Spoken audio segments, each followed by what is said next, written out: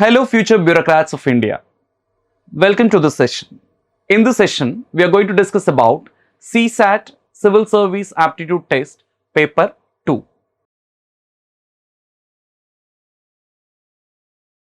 You know, this paper was newly introduced in 2011.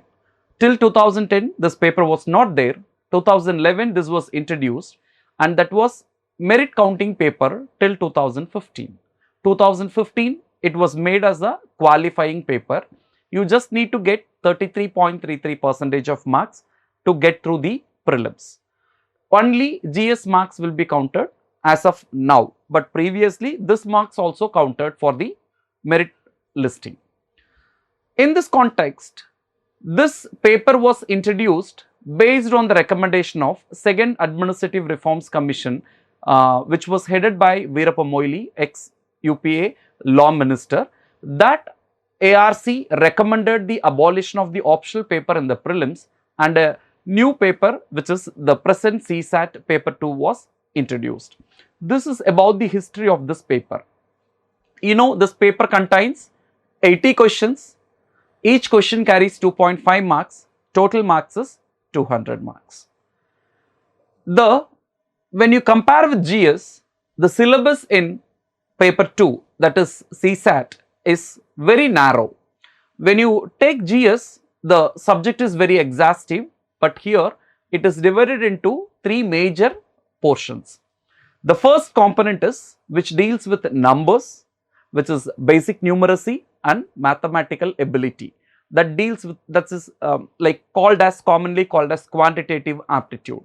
Portion 2 deals with the reasoning. The reasoning can be verbal and non-verbal. Verbal reasoning puzzles, which deals with blood relations, those kind of questions, like puzzles based questions, whereas non-verbal reasoning, diagram based questions. You might have seen about cubes, like they will give you some 4 images, what will be the next image, the sequence in images. So this 2 things is under the verbal and non-verbal reasoning under the reasoning portion. The third portion is reading comprehension. This you might have practiced from your school days. A passage will be given. Mainly the passages are from different subjects which you are already preparing for GS, which may be a polity subject or a science or philosophy, which may be any topic. A passage which will be followed by questions, and that questions will have 4 options. You have to choose the correct answer by reading the passage and understanding the passage. The very important thing is, the trick is, you have to comprehend the passage. So what you need for comprehend a passage?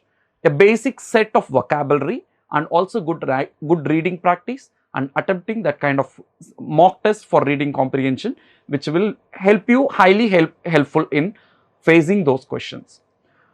The basic difference between aptitude reasoning and reading comprehension is, when you prepare an aptitude question, for example from percentages, the question as such or with a little modification, it will appear in the exam, right? So you will short you know whatever the answer you attempted is correct or wrong. If you get an answer, that means mostly you are correct.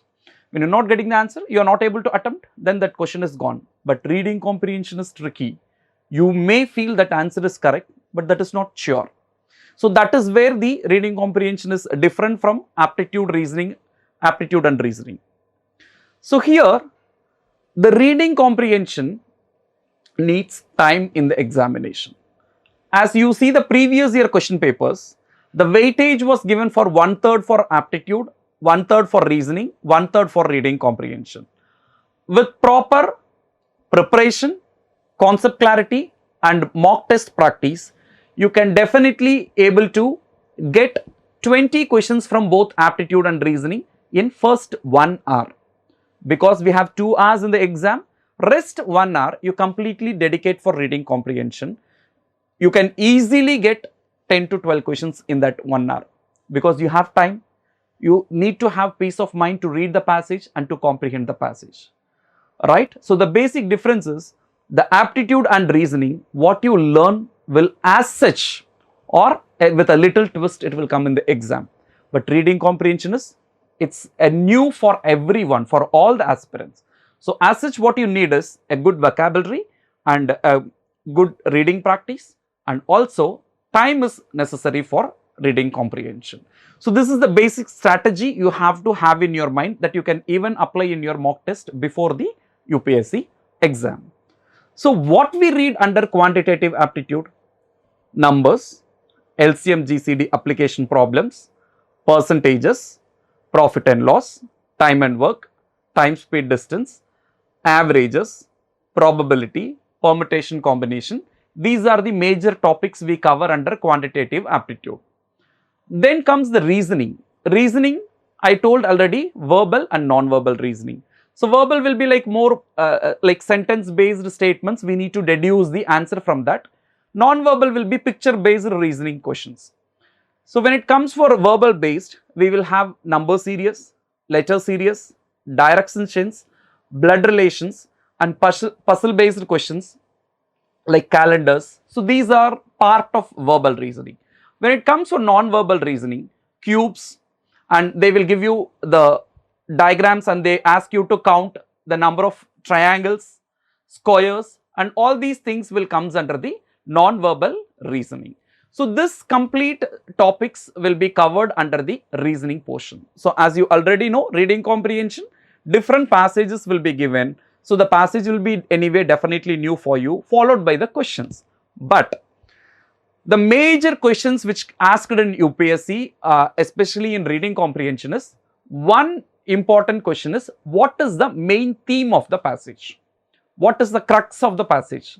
What is the central theme of the passage? So you need to understand while reading the complete passage, what is its main crux? That is one question usually asked in all the passages. Then conclusions, what you are concluding based on the statements given in the passage. Third one is inferences. Okay. Fourth one is assumptions. Assumptions like inferences and conclusions, you will be taking decisions based on the information provided in the passage. Whereas assumptions, when you read the passage, that statement will run your mind. That is called assumption, where you don't have concrete evidence in the passage, but while reading the statements in the reading comprehension, you will be get to know this could be an assumption. The author could have written this passage. So the fifth question is a direct question, which will be usually ask the statements from the passage. Which of the following are correct with respect to the passage? So these are the major different questions which will be asked in the reading comprehension. As I told, the weightage is 1/3 for each sections. So we have total 80 questions, probably 25 in aptitude, 25 in reasoning, 30 in reading comprehension. So 25 reasoning, 25 aptitude, 50 questions. I told when you go through our content and our like whatever the classes we are giving here, if you go through the classes, out of this 50 questions with proper practice, with 50 questions within 1 hour, the first hour, you can easily able to crack 20 to 25 questions with proper mock test practice and concept clarity. So 25 questions you are attempting from aptitude and reasoning in the sense, the accuracy let us take 22, because we need totally 27 questions to clear the exam, and negative marking also in picture, you have to remember that one. So in this case, 1/3 is a negative marking, 0.66 will be negative marking, right? So here, the 22 questions you are making from aptitude in the sense, we need only 5 questions to make the cutoff to get the 27 questions. So we have rest 1 hour. In that 1 hour, you read the passages. For anybody who has time in his hands, can able to read 2 to 3 interested passages according to his own interest and convert it into the correct answers. So on total, it is very easy to get the qualifying marks if you properly strategize the paper, civil service aptitude test. Day by day, the paper is getting tougher, but you don't need to worry about it. If you have a proper concept clarity and if you attempt the mock test papers, going through the previous year question papers, you can easily able to crack this paper too. Thank you.